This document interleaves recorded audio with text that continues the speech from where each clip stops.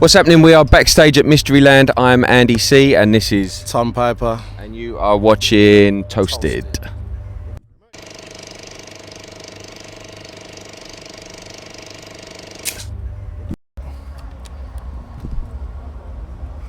I can do that, guys. Hey, welcome to Mysteryland.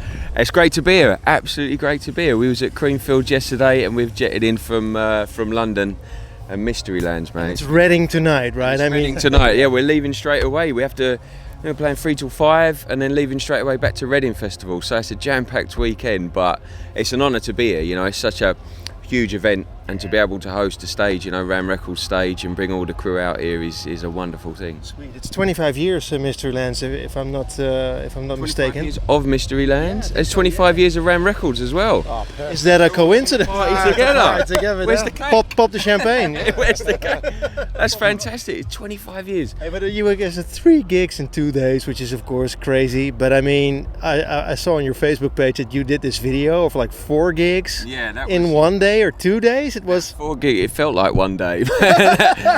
It was only 1 night's worth of sleep over the 4. That's for sure, man. You said like halfway the videos like, we made it to Siegert Festival and it only took 57 hours. Yeah. It was no, that was a fun weekend. But that was, you know, that's the summer season throws up these mental weekends where you get to tour around, you get to go to amazing countries.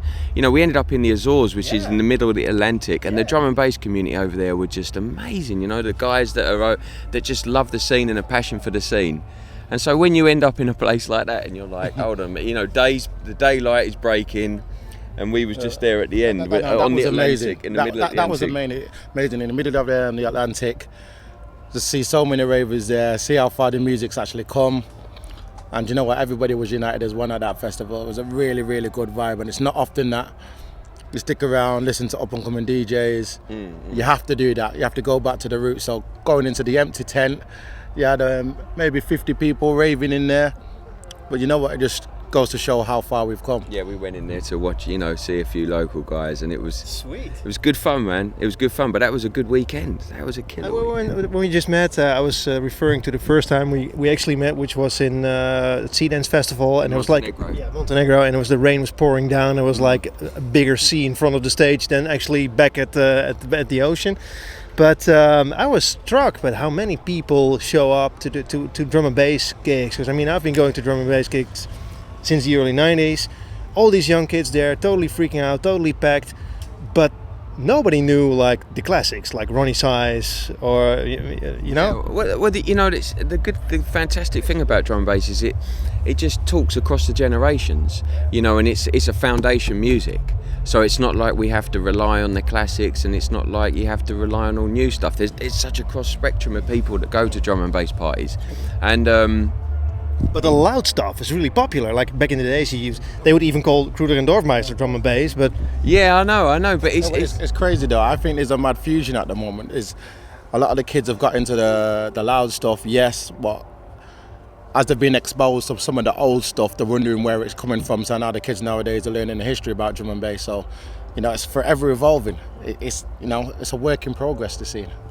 Yeah, it is, and it's where we travel around and you see these big festivals like that weekend that you pointed out, and like last night, Creamfields, I'm sure today is going to be banging, and then tomorrow in Leeds.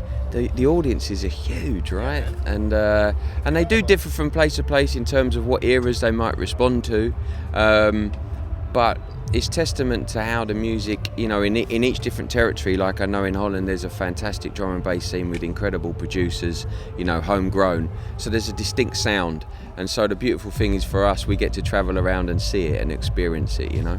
Do you actually like the traveling? Because I mean, you know, like 3 gigs a week is a lot, but I mean 3 gigs a day, that's crazy. I know, it is crazy, man. Do we like traveling? I'm not sure I like the alarm call this morning.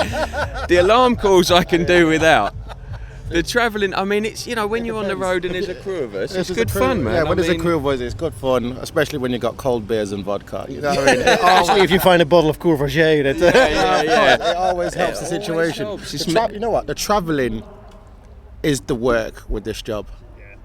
just the travelling. That is the work. That is don't 9 tell to 5. the promoters that bit when we're on stage jumping around. That's free. That's fun. You know what I mean? I saw you actually. Of course, you're jumping. I saw you jumping, and then I saw you playing vinyl as well. Mm-hmm. Or is that tractor? Because yeah, I play tractor, but I use the vinyl to do to trigger the records, because I just love working on turntables. I couldn't help thinking, like, poor guys carrying around 400 kilos of vinyl still. That was a while ago. That was work. That was a while. That's why I'm lopsided now.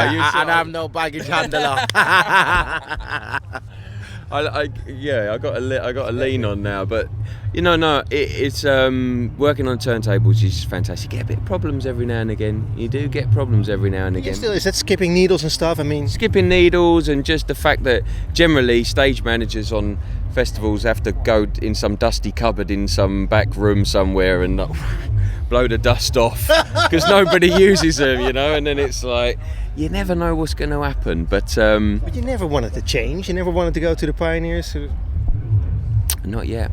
No, I use Pioneer turntables as well. The guys sorted us out some of the PLX 1000s, and they're fantastic. The beautiful thing about them is you got the phono. You can put your own phono leads in the back, so you can keep the quality of the connections up to speed, which is what is left a bit desired with the old turntables. The dust gets in there, but that's part and parcel of it all, right? That's all good. Every gig, the authenticity of it, a different challenge. Hey, talking music, of course I was looking for music. You release singles. Are you working on new material actually? Yes, always working on new material, and I have a catalogue that I'm building up of like so many tunes right now, and I've got to cross the T's and dot the I's on a few of them, and then it's just going to be like, bam, they're all going to come out, hopefully. Are you going to release singles, or are you going to release an album? Because this is the question, and I bore everybody with it. Nowadays, people release singles rather than albums because they want to have a peak attention. For an artist is to say, hey, I'm doing an album, and then you just live in like this pressure and this weight. But for me, it's just about getting the tunes out there, and I'm afforded the opportunity to test them out, to road test them. It'll be like, nah, that one's terrible, bro. No, I'm only joking. No, but you know what? If you can't get I'm now in a position where I can give him my honest opinion, and like, depending on the demographic of where we're actually playing, what tunes work, what tunes don't work, what the crowd are actually feeling. Mm-hmm. No, because sometimes he's caught up in the moment. So it's a good road testing thing, and that's what this summer and this autumn. Once the weather changes, I'm back in the lab, and so end of this year and then start of next year, there's going to be a flurry of music. We got to wrap this up because you guys are almost on stage, I think, or there's a cold bottle of Courvoisier waiting somewhere. Either way, are you signing new artists or new producers? Are you finding, can people sign demos to you, and does that work? Yeah, of course they can. That's going to end up on some big pile of demos. No, they do get listened to, and that's the beauty of. Are you looking for anything specific? Just good quality music, individual, nothing. So one of the worst things is, not the worst things, but one of the things that if you're looking for an artist is like, I want to sound like Sawsaw, I want to be like, it's that never is. They're never the demos that stick out. If you want to make your way and you want to create a career that be unique, find your sound, and that takes experience and time and confidence as well. So I'm not saying that you can't try and emulate people, but we always, what gets our attention with the ears is something a bit unique and a style like we haven't heard before, because we always want to discover the next big thing. Thanks so much for your time, guys. Have a great show. It's my pleasure. Thanks for having us. Thanks, man. Thanks for your time. Awesome. Thank you.